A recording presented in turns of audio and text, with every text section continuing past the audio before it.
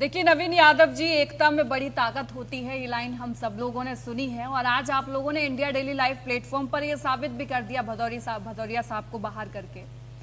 ऐसी जो फाइट है, क्या ऐसी फाइट ग्राउंड पर भी देखने को मिलेगी 2027 में? देखिए, समाजवादी का एक एक कार्यकर्ता ऐसी फाइट के लिए जाना जाता है और 24 में करके दिखाया भी हम लोगों ने। और आगे भी इस तरीके का कोई भी जब भी जरूरत पड़ेगी, समाजवादी का एक एक कार्यकर्ता लोकतंत्र को बचाने के लिए बिल्कुल मुफ्त तैयारी करे हुए खड़ा हुआ है, प्रहरी की तरह खड़ा हुआ है।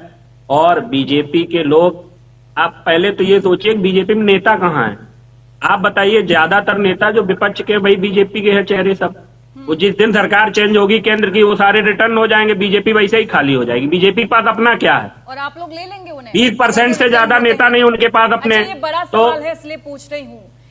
गए हुए लोग अगर वापस आते हैं तो आप ले लोगे क्या? उस कहावत की तरह कि वो एक कहावत है ना कि समाजवादी आ जाए तो उसे भूला नहीं कहते, क्या एक्सेप्ट करेंगे? समाजवादी पार्टी ने अभी बहुत लोग प्रयास कर भी रहे हैं। जो विधायक अभी राज्यसभा इलेक्शन में गए थे, उनमें से कई लोग संपर्क में गए। राष्ट्रीय अध्यक्ष जी ने एक बार में ही साफ कह दिया है कि हमारे कार्यकर्ताओं को जो अपमान करके जाएगा वो वापस नहीं आएगा, क्योंकि कार्यकर्ताओं के सम्मान के साथ समझौता नहीं किया जाएगा। जो लोग लड़ झगड़ के मेहनत करके एक एक आदमी तक अपनी बात पहुंचाते हैं, बूथ के लेवल पे कार्यक्रम करते हैं, और आप विधायक उनके किसी और को समर्पित कर दें, अरे आप उनकी पार्टी से लड़के आए होते, आपकी अपनी ताकत होती।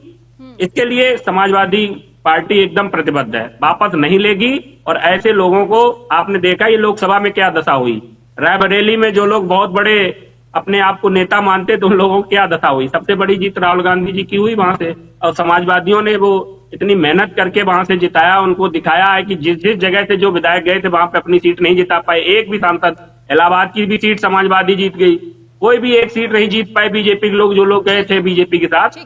तो समाजवादी का एक एक कार्यकर्ता पूरी ईमानदारी से जनता के लिए प्रतिबद्ध है, जनता के मुद्दों के लिए प्रतिबद्ध है, और जनता की लड़ाई के लिए संघर्षशील है। समाजवादी का एक एक कार्यकर्ता पीडीए प्रहरी लगा हुआ है, और पीडीए के सम्मान में हम लोग लगे रहेंगे। मामले पर लगातार जो है डिबेट कर रही हूँ, उसमें जो बीजेपी के प्रवक्ता हमारे साथ बैठे, जब हमने कहा कि राम मंदिर चोरी मामले को लेकर आप लोग कर क्या रहे हैं, और अगर सवाल गलती से समाजवादी पार्टी की तरफ से आया तो समाजवादी पार्टी पर यह जवाब जाता था कि ये कार सेवकों पर गोलियां चलाने वाले लोग, इनको हक नहीं है सवाल पूछने का।